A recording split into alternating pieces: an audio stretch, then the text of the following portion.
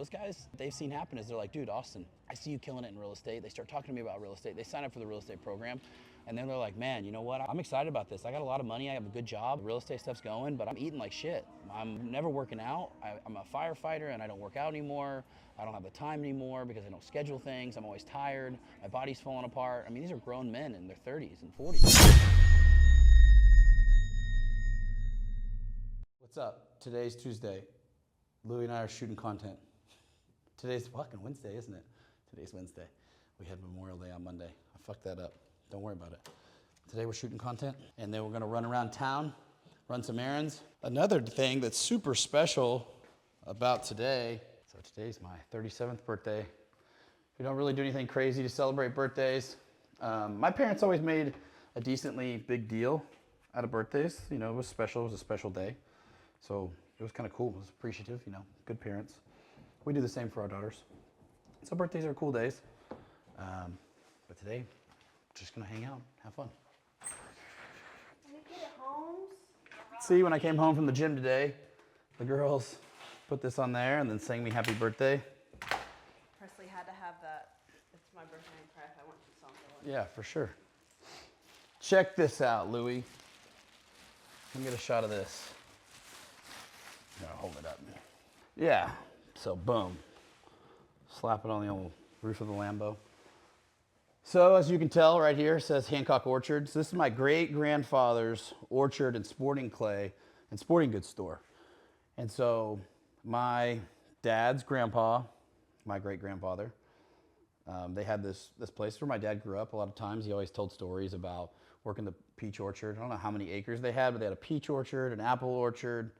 And this place, unfortunately, wasn't around when I was a kid because it burnt down. I want to say in the 1970s.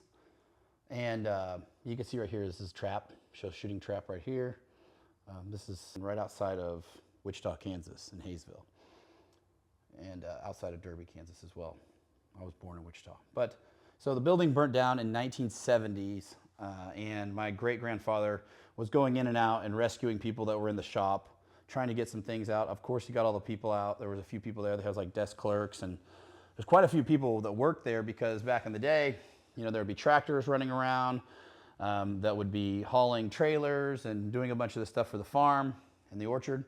And then inside there, knowing that it's a sporting goods store, there's tons of dry loads. There's tons of dry powder. And I mean, it's essentially it's a powder keg. It's gonna blow up. So massive problem when you have a fire in something like this. Like I said, I didn't get to grow up with this, but I grew up with all the stories. And yeah, so my great-grandfather ended up dying from the fire by rescuing people and pulling him out. But one thing I want to talk about besides that, unfortunately I never met him. They say that I'm built most like him. I don't know. Short and stocky. Maybe it's the hair. I think he had more hair than me. But is the fact that, as you can tell, my family is entrepreneurs. So on the Hancock side, there's entrepreneurs. My great-grandfather, then my grandfather, he ended up owning a dirt working company. And so they did excavating, they did heavy machinery, trucking, things like that.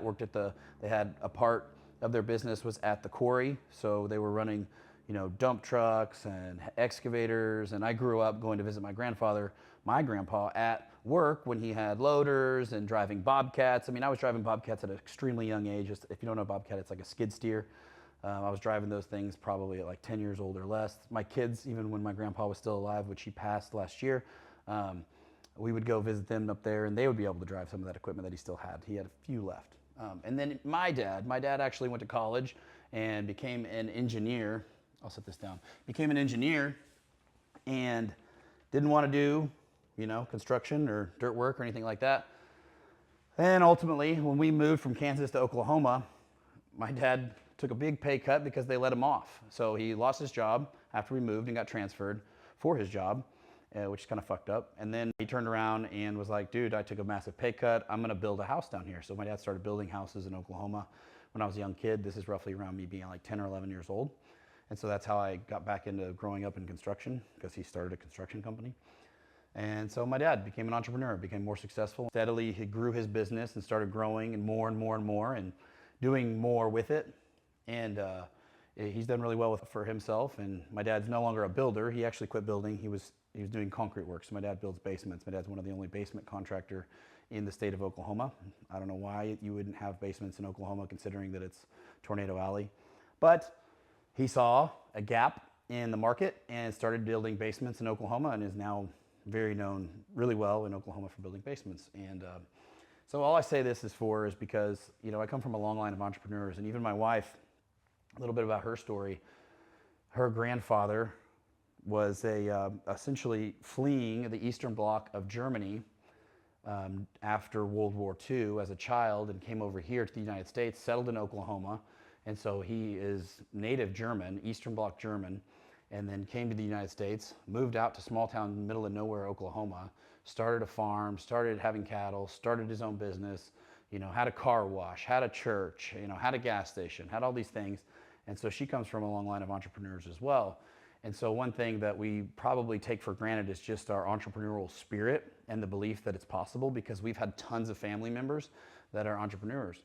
And now I could say there's a double-edged sword to that, because when you're an entrepreneur, it's a very hype and popular word right now and exciting. You get to see, if you grow up in a family like that, or blue collar, or people that run their own businesses, construction, you get to see the downside of it too, right? When there's no money, there's no money. When there's no jobs and you're not better improving the businesses, or people are quitting, or the economy goes down, usually small businesses suffer the most. It's a very fulfilling life, but it's also can be very hard, extremely, especially when you're small. Something that's cool about today is what we're doing right now. We're shooting content and sharing it with you guys, sharing our experiences and who we really are and where we come from, and what wasn't there for our parents. My grandfather, my great-grandfather, her grandfather, was the fact that you know, there was no, what you'd have to read a book, or you'd had to have known somebody that was an entrepreneur, or a neighbor, or a friend to do that. And so the majority of people get funneled into the school system and then go get a college degree, and that's what my dad's path was. And then they maybe became an entrepreneur, maybe if the pay wasn't good enough or something happens, which is what happened to my own father. And then they become an entrepreneur after that, or they just go get another job. And so there's always a small business is a double-edged sword, right? Like you see the wins, you see me standing right here next to a supercharged Lamborghini, living in Southern California now. I mean, what a big gap from, you know, my great-grandfather, you know, having an orchard in Kansas, you know. Crazy. Say all that because it made me think, you know. I want to talk a little bit about who I am and my history today. At 37 years old, I'm extremely grateful for where I come from and who I am. And I've learned a lot from prior generations, you know, prior generations of entrepreneurs. And even my other side, my mom's side, that wasn't an entrepreneur, worked for a large oil and gas company the majority of his life. And but I learned a ton from him because he's a very mechanically inclined person. And honestly, I get the car habit from my father, from my mother's side. He grew up racing cars and, you know, drag race cars, had Chevelles, had all sorts of toys. He's the one that would teach me how to work on my car. I had a 69 Chevy step side in high school, and I can still remember, you know, getting together with what I called my poppy, my grandfather, and talking to him. Oh, it chokes me up. You know, both of them are gone. And we lost my grandpa on the Hancock side in 2023, and we lost my other grandfather on my mom's side roughly about 5 years ago, 5 years before that. And anyways, so I would go to Votech, work on my cars, work on my trucks and things like that. And, you know, I would have problems and he would help me find parts and source parts. I didn't have any money. I was going to high school and then working at the Votech as well. But he taught me how to, you know, put together things, taught me how to clean a carburetor, how to put new jets in a carburetor, taught me how to, you know, what does a 1957 Chevy Bel Air look like and why is the hood different? You know, what does all these types of cars? And so I have a very fond memory of him with vehicles and cars. And then on the other side, I got a fond memory of shooting sporting clays, shooting guns, bird hunting, and dirt working and equipment. And so fortunately for me, growing up blue collar, you want to call it, I guess that's what we're calling it. It was an amazing experience. You know, like I said, pros and cons, but the abilities that I have today are because of the way I grew up. And then my dad, you know, becoming an engineer, a very smart person, a book smart person, very analytical person, but also being mechanically inclined, you know, being able to use his hands to make things makes for a dangerous person, right? The engineer that gets into the field, if you guys know, you understand. But I grew up being able to fix it myself, you know, from my grandfather, Grandpa Hancock, dad's side, I learned there's not a part. If there's not a solution, we can fix it. We'll figure it out. We can weld it. We can create it. We can hone it in. We can do whatever we have to do to build the part, to make it happen. We can solve this problem. We can weld it together. We can fix the truck. We can do this and that. There's always a solution. And then from my other grandfather, I learned that there's a right way to do things and the wrong way to do things. And if you do the wrong things in your car, it causes a lot of problems. If you don't respect and treat your car and keep it tight, keep things going, you know, both of them constantly would ask me, you know, how are your tires on your car? And how is this and that? And that's because they grew up in a time, which you guys probably take advantage or don't even think about, take advantage of, but where tires weren't as good and vehicles, you know, would have blowouts more often. And bad tires could get you killed because you didn't have airbags. I mean, there's a lot of things that I've learned from the great generations prior to me. And then my father was a big woodworking guy. And so I grew up watching him do trim carpentry. He would build our furniture when I was a kid because they couldn't afford to go buy it. And he just loved it. Still loves to use his hands to make things. And so that's something that's in me. And at 37 years old, I'm super appreciative of. But I want to share a little bit of my history, my experience, of who I am, where I come from, my grassroots from Kansas, Oklahoma, blue-collar people that can pretty much carve their path wherever they are to where I am today.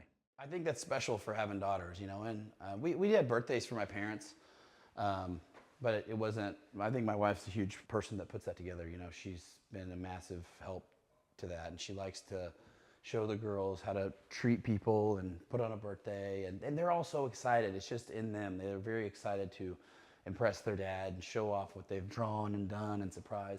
And maybe that's from her and I, Alicia and I, doing that for them. So when they're young, you know, now when we celebrate their birthdays, we're very happy for them and put on a whole show and make it a special day, because it is a special day, you know, it's a special day for them. And so in return, what I get is this, you know, I don't ask for this, and I don't share that it's my birthday to most people. I really don't care. It's just another day to me. Normally, at this point in my life, if I wanted something today or if I wanted something 6 weeks ago, I just buy it. I get what I want for the most part and do what I want, when I want, where I want. That's what's the beautiful thing about my life now. But my mom asked me today, this is a good example. My mom texted me and she says, "Happy birthday, love you." She goes, "Do you have anything fun and special planned today?" And I said, "Every day is a special and fun day for me where I live now and how we live." And she goes, "You're right, you've built a beautiful life and I'm really proud of you." And so, but I just want to share it with you guys. But I do think it's important to celebrate these things for them. And, you know, one more trip around the planet, being another year older, you know, for me, like I shared with you guys a minute ago, a little bit about my history, it puts perspective on life, because we don't know if we'll be here another year. Right? Like I just turned 37, but how do we know that I'll live to be 38? We don't. There's no facts, there's no guarantees with life. And so I like to put that perspective on there, even when you're feeling down or something's going wrong, or maybe all the cards aren't in your favor right now. So having that perspective is like, you know what? I'm here, I'm alive. That is the best gift that I can be given by God, and take advantage of it. Don't be an asshole, treat people well. Tell the people that you love them. And even though we're going through a hard time, you know, we have this time in front of us that we can change it. You know, or if you're living a great life and you enjoy it, you know, let people know. Too many times I've had bad habits in the past where I just keep going and I'm grinding and I'm working and I'm doing things, and things go by and days go by and weeks go by, and I forget to call that friend that's special to me. I forget to call my mom or my dad, you know, tell those family members that, you know, if the end of the world were here, you know, who would you call and who would you talk to last, right? I mean, it makes me think a little bit about the calls you would hear from 9/11 when people were on the plane and the people hijacked the planes in 2001. And so it just makes you think, in September 11th, right? Like, what were they going through and what are their thoughts at that point? And there's many of other scenarios, you know, there's people in wars right now. There's people that are going through hardships right now. There's people with terminal illnesses right now. People die every single day, and lives are taken away from us every single day. And so your cruise to work, so your 9 to 5, or the fun adventure that you're going on wherever, could turn into the last. So make sure that you tell those ones and celebrate these little things like birthdays, and always share. I never wanted to regret not telling my kids I love them, you know, or even kissing them goodnight. You know, even when I've gotten mad at them and they've been in trouble, you know, and I put them to bed, I'll still tuck them in. I still tell them I love them, still kiss them on the forehead. And that's something that I will never not do. I'm never mad enough not to do that. So same with your wife or your spouse, right?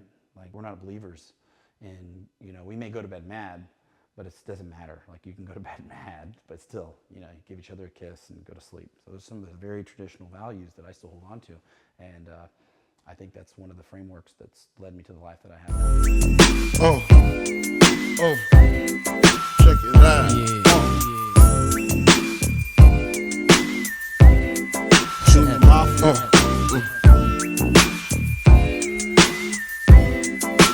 I like this. Now, to all the ladies in the place with style and grace, allow me to lace these lyrical douches in your bushes. Who rock grooves and make moves with all the mommies. The back of the club, sipping Moet is where you find me. The back of the club, macking holes, my crew's behind me. Mad question asking, blunt passing, music lasting. But I just can't quit because one of these honeys Biggie got to creep with, sleep with, keep the ep a secret. Why not? Why blow up my spot? Cause we both got hot. Now check it. I got more Mac than Craig and in the bed. Believe me, sweetie, I got enough to feed the needy. No need to be greedy. I got mad friends with Benzes. See notes by the layers. True fucking players. Jump in the Rover and come over. Tell your friends jump in the GS3. I got the chronic by the tree. I love it when you call me Big Papa. Throw your hands in the air if you's a true player. Yeah, it's crazy I'm on the back end of 30. That's what's wild. Like, I feel like just yesterday I was 32, you know what I mean? And before that, I remember my 20s. I mean, a lot of times in my 20s, I don't want to say I pissed them away because I regret nothing. I needed those lessons in life in order to become who I am today. And I started my business. People may not know this, but I started my business, like my first business, when I was 27 or 28. And so, yeah, I mean, was starting to have kids. I had my second daughter by the time I was 30, 31. I'd already been, you know, started a business for a while. We're starting the podcast. We're going to be more aggressive with the podcast and the schedule. We're already scheduling that. We're working on that today. So we're getting people lined up, ton of new people here in Southern California that are going to come out. We're going to do a workout together a lot of times. We're going to shoot the podcast together. We're going to talk about their stories, talk about where they're from, learn a little bit more about everybody around us. And right now, what we're doing in real estate that you guys aren't seeing behind the scenes is we're diving into the Southern California market. And so we've been, you know, putting our feelers out there, connecting with the right people, doing the right things, and we're going to really start getting aggressive this summer on picking up some deals.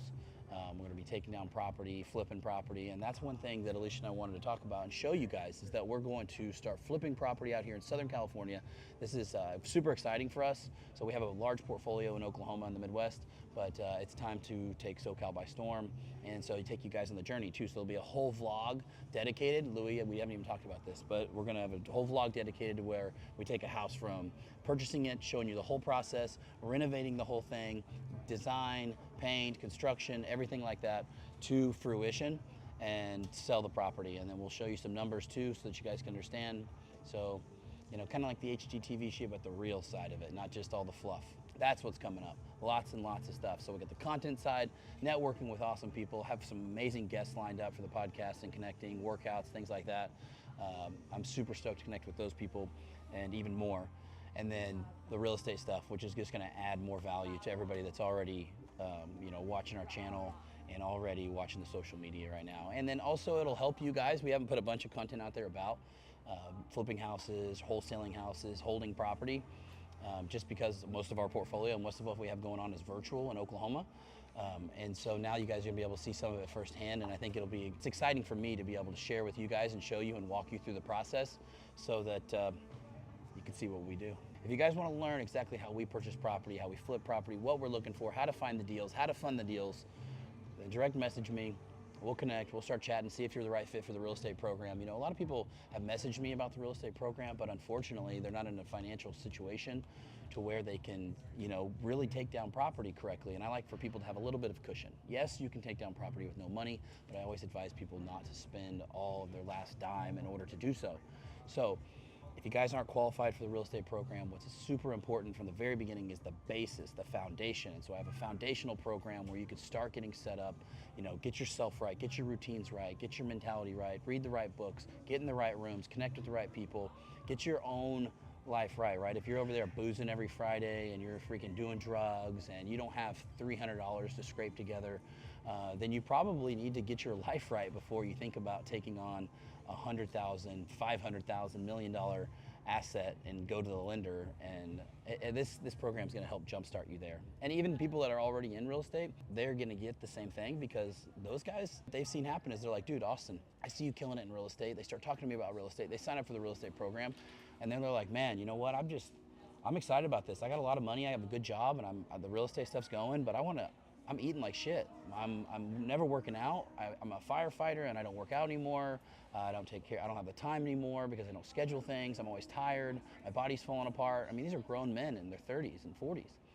And so what do? We get everything else right too, because nobody wants to go have millions and millions of assets in real estate and then sit there and hate their life, right? They're not be able to go throw the ball with the kids, not be able to spend or run down the street with their son while he rides the bike. I mean, that's pathetic, you know, so we want to get ourselves right as well. So we want to have all of it: fitness, faith, finance, family, all 4 F's right there, baby. When you call me Big Papa, to the honeys getting money, playing niggas like dummies. I love it when you call me Big Papa. You got a gun up in your waist, please don't shoot up the place. Why? Cause I see some ladies tonight that should be having my baby. Straight up, honey, really, I'm asking. Most of these niggas think they be macking, but they be acting. Who they attracting with that line? What's your name? What's your sign? Soon as he buy that wine, I just creep up from behind and ask you what your interests are. Who you be with? Things to make you smile. What numbers to dial? You gon' be here for a while. I'm gon' call my crew. You gon' call your crew. We can rendezvous at the bar around 2. Plans to leave, throw the keys to little C's. Pull the truck up front and roll up the next blunt so we can steam on the way to the telly. Gon' fill my belly. A T-bone steak, cheese, eggs, and Welch's grape. Conversate for a few, cause in a few we gon' do what we came to do. Ain't that right, boo? Forget the telly, we just go to the crib and watch a movie in the jacuzzi. Smoke L's while you do me. I love it when you call me Big Papa. Throw your hands in the air if you's a true player. I love it when you call me Big Papa. To the honeys getting money, playing niggas like dummies. I love it when you call me Big Papa. You got a gun up in your waist, please don't shoot up the place. Why? Cause I see some ladies tonight that should be having my baby. How you living, Biggie Smalls? In mansion and Benzes, giving ends to my friends and it feels stupendous. Tremendous cream, fuck $1 and a dream. Still tote gas strapped with infrared beams. Chopping O's, smoking line optimals, money holes and clothes, all a nigga knows. A foolish pleasure, whatever. I had to find the buried treasure, so grams I had to measure. However, living better. Oh, these aren't blowout candles, are they? No, they're the one that goes. Don't touch them after they go off, because The they get one really... that goes all the way down.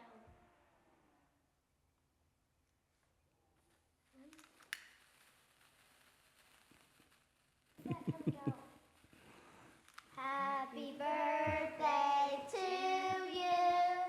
Happy birthday to you. Happy birthday, dear Daddy. Happy birthday to you. Okay, pretend. It's not like I can blow it out. Yeah. Presley. Yay! All right. Thank you. It's gonna be hot. Don't touch it. Thank you for singing "Happy Birthday, Baby." Thank you. Thank you. Oh, she's excited to have dessert. All right, let's do it, Alicia. We're eating these. Take it and you put it in your mouth. I don't want to touch it. It's gonna be super hot. Nah, not at all. This is a special event. No macros. Alicia, does this fit in your macro diet? Mine does. How does yours fit in the macros? Did you really budget it in there? Yeah. I'll try. She's on it, dude.